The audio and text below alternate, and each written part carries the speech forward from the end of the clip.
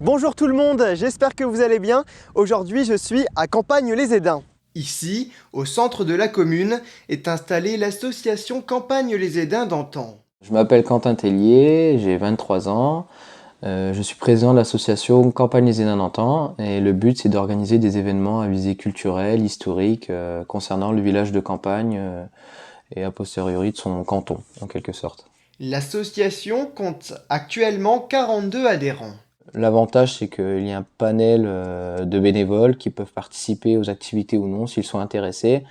Et il y a énormément de personnes qui nous suivent sur les réseaux sociaux principalement, donc ça permet donc d'avoir une audience plus large et de toucher plus de personnes forcément. Quentin Tellier est un passionné d'histoire locale. Alors cette passion pour l'histoire locale vient de mon arrière-grand-mère qui me partageait, qui me contait ses souvenirs d'époque, quoi. Elle était née dans les années 20 et forcément, de fil en aiguille, je me suis intéressé à la généalogie et après à l'histoire locale. Après avoir fait des études d'histoire à un moment donné dans ma scolarité. L'an dernier, Quentin a organisé un événement dont l'objectif était de reproduire des photos de classe avec des personnes qui ont étudié à Campagne-les-Édins en 1946. Alors la photo de classe, c'est simple. Ma grand-mère figurait sur une photo d'école prise en 1946, c'était. Donc il y avait plusieurs classes figurant sur une même photo et je me suis dit pourquoi pas réinviter ces personnes-là pour refaire une autre photo de classe. Pour être honnête, je savais que cet événement avait déjà été réalisé dans d'autres communes du sud de la France, il me semble, mais c'était 60 ans après, et là j'ai vraiment voulu marquer le coup en faisant ça 76 ans plus tard. Donc c'était pas quelque chose... Enfin ça sortait un peu de l'ordinaire on peut dire, donc l'événement s'est déroulé, des personnes sont venues de très loin, de Vendée, de Lille, du Boulonnais. Donc c'était vraiment un moment unique et magique, ça a vraiment fait plaisir à beaucoup de monde. Afin de faire connaître l'événement et d'inviter les anciens écoliers, Quentin avait fait appel aux médias locaux et avait mené des recherches dans l'annuaire et sur Internet. Et le bouche à oreille a également bien fonctionné. Lors des retrouvailles, certains ne se sont pas reconnus tout de suite puisqu'ils ne s'étaient pas revus depuis plus de 70 ans. Une deuxième édition de cette idée originale se tiendra le samedi 28 octobre. Avec mes vice-présidents d'associations très impliqués, Daniel Masson et Bernard Spichala, on a eu l'idée de réunir les enfants ayant fréquenté l'école avant 1953. Donc ça peut toucher des personnes qui ont entre 70 et 100 ans, car on a remarqué qu'il y a eu beaucoup de décès de personnes de plus de 70 ans ces derniers mois. Donc l'idée, ce serait vraiment de recréer un dernier moment convivial pour permettre à chacun de se réunir et se retrouver. Donc on espère aussi toucher des nonagénaires. Ça pourrait sortir encore du lot.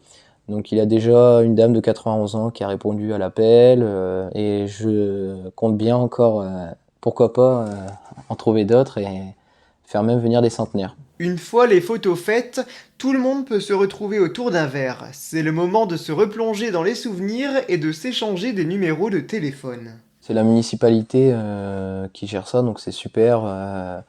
Elle nous suit sur tous nos projets, donc vraiment on peut les remercier sincèrement pour ça. Et comme ça fait un petit moment chaleureux où ils peuvent communiquer entre eux après avoir fait la photo. Donc l'année dernière, on avait fait un appel, donc ça sortait, c'était un peu rigolo. Donc j'avais appelé les femmes par leur nom de naissance. Donc ça faisait bizarre parce que forcément j'étais marié depuis peut-être 65 ans, donc c'était assez rigolo. Si on remonte dans l'histoire, à Campagne-les-Édins, les écoles n'étaient pas situées au même endroit qu'aujourd'hui. L'école dans laquelle a été scolarisé ces enfants l'année dernière, dont la photo a été réalisée l'année dernière, est devenue la mairie. Donc ça c'était à l'époque l'école des filles. Et de l'autre côté, donc l'école des garçons, c'est devenu la pharmacie. En plus de reproduire des photos de classe, l'association organise d'autres actions. L'une d'elles s'est déroulée dans le cimetière. Les bénévoles ont nettoyé les tombes des soldats décédés pendant ou après la Première Guerre mondiale. Donc on en a nettoyé 5 il me semble, et le résultat est flagrant et il se lie encore au cimetière. Donc on espère que cette initiative perdurera et recommencera l'année suivante avec un peu plus de bénévoles parce que c'est pas évident de toucher du monde, mais je tiens à remercier les 5 valeureux personnes qui étaient là chaque week-end, donc Michel, Daniel, Henri, etc. Et vous aviez aussi organisé une exposition l'an dernier. Qu'est-ce qu'on pouvait y découvrir? Alors on pouvait y découvrir toute l'histoire du village, du monde associatif, de la vie religieuse, du bâti ancien qui n'existe plus.